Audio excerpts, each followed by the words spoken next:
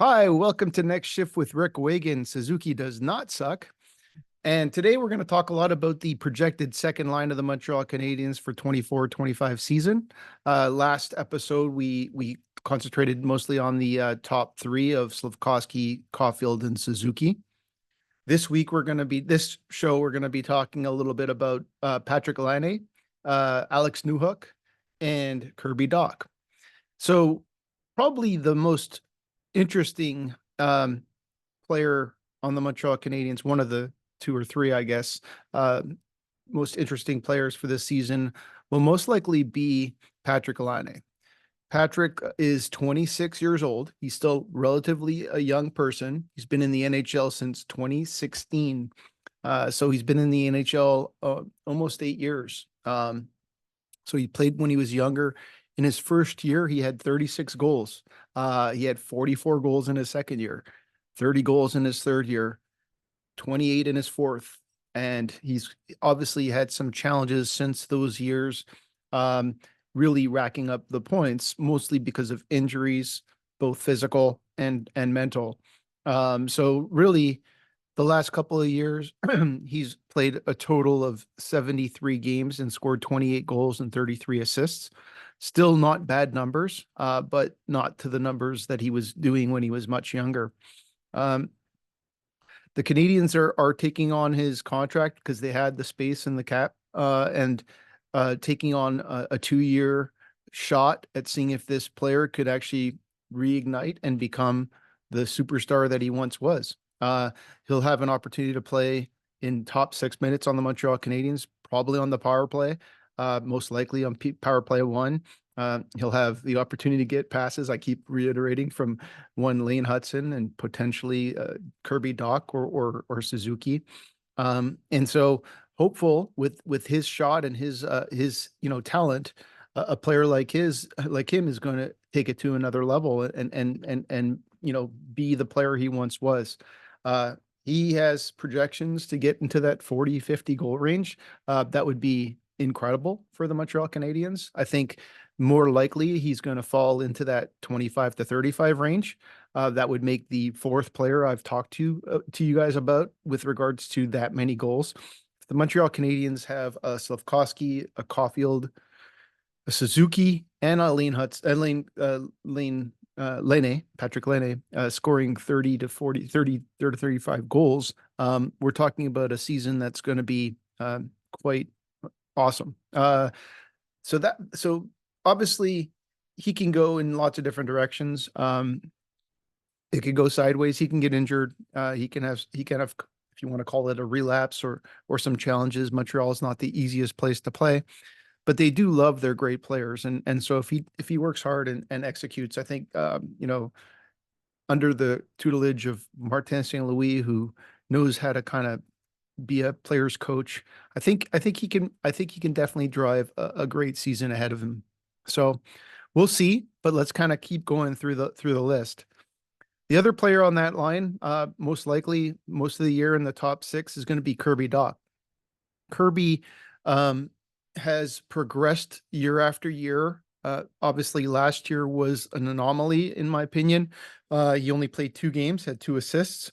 Uh, he had a great preseason. He looked amazing going into the season. He's a big, strong, hardworking, forechecking, strong passing center. He could play wing as well. And in 2022, 2023, he scored 14 goals and 24 assists for 38 points in 58 games. Not tremendous numbers, but he looked like he was ready to break out. It definitely improved from the year before in Chicago, where he only had 9 goals and 17 assists. So he's one of those players drafted very high, third overall by the Chicago Blackhawks in 2019, I believe, and 2019, and so from that perspective, I'm looking for him to take the next step. Again, his highest totals are 14 goals and 24 assists. I'd be surprised if he can't get to the 20 goal number. I think he's a passer first in a lot of ways, and a distributor of the puck, strong two-way centerman as well. And so he'll probably get 40 assists, 20 goals, somewhere in the 60 point range, which would be tremendous again, a big improvement from where he's at. And, where he probably has to work the hardest on is on his face-offs. Um, he's a below average in the high 30s face-off man. I think that's one of the reasons why we're seeing the next player being put on his line, which is Alex Newhook. Alex Newhook um, came over from the Colorado Avalanche 2 years ago, and or before last season, and basically had an improved year. I want to call it a career year, but he's only been in the NHL for 3.5 years, so it's hard to call it a career year. He's again another young player, solid two-way hockey player. His probably biggest skill set is his speed. Um, he's at 15 goals and 19 assists last season, which was both high water marks. Actually, he had 20 assists in Colorado one year as well. Um, he's a center and a winger, so he can take faceoffs. He got his faceoff numbers up to the mid 46%, I believe, 46.5% last year. So should Kirby have challenges on faceoffs, especially in his own end, Alex Newhook might be able to take on some of those draws, especially on his strong side, since they both shoot on different directions. One's a lefty, one's a righty. So I'm looking forward to seeing how he kind of pans out in the second line place. I'm not sure how long he lasts there. I think there's a potential he'll fall down to the third line and play more center. We'll see, I guess, is what I'll say on that one. It'll depend on injuries, on trades, on different players progressing. Um, there are a few players knocking on the door to play on the top six. I think I mentioned it in the first episode, whether it's Joshua Roy or whether it's Gallagher, Armia, or Anderson. Um, they can all make a case in one way or another, and there are some young players knocking at the door as well.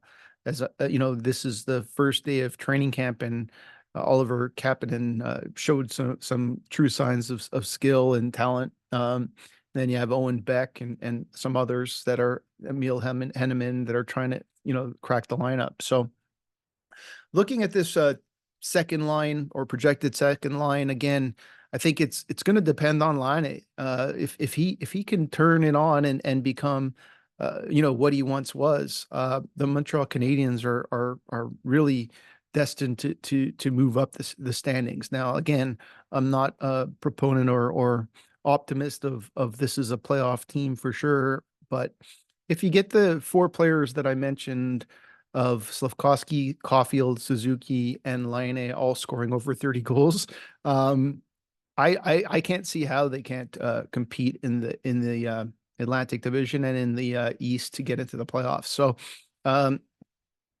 we'll see. I think it'll all depend on those four players in terms of if they can all have great years and not get injured and stay healthy. It'll also depend, I believe, on Lane Hudson. I'm a big proponent of that kid.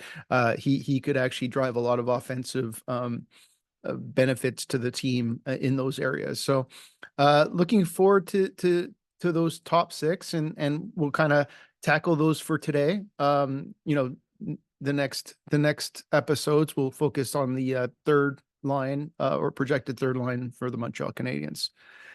Thanks. Hope you enjoyed it.